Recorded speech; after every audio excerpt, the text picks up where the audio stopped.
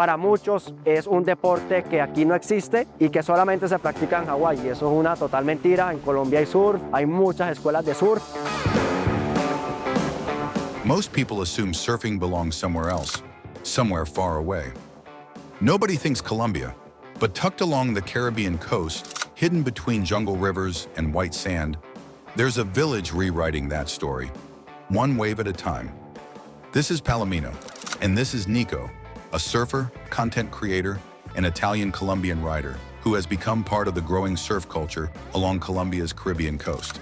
He didn't just fall in love with the ocean, he built a community around it.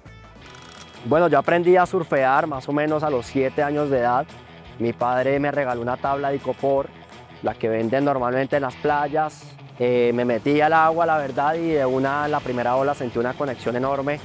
Cuando sentí la velocidad, sentí que ese era el deporte que debía practicar toda mi vida, y desde entonces fui cambiando de tabla, pasé a un bodyboard, que es una tabla pequeña, pero más profesional, y sucedió algo, y es que me empecé a parar por mi propia cuenta en esa tabla, y ahí dije, no, debo comprarme una tabla de fibra como la que tengo detrás mío, para poder meterme más adentro y poder disfrutar más las olas.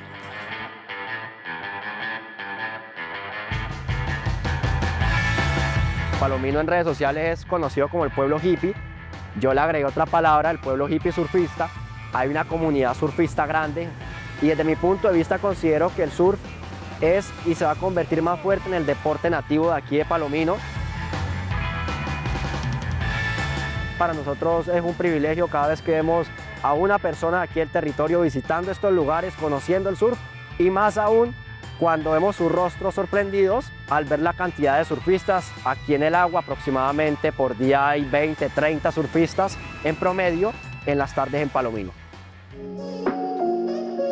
Gracias a las redes sociales, no solamente estamos mostrando una experiencia, un estilo de vida, sino que es un instrumento el cual está permitiendo que estos jóvenes se den a conocer, ya que el objetivo es que ellos más adelante representen a Colombia en competencias mundiales, latinoamericanas, y esto gracias al apoyo de todos ustedes, el cual nos brinda a través de las redes sociales.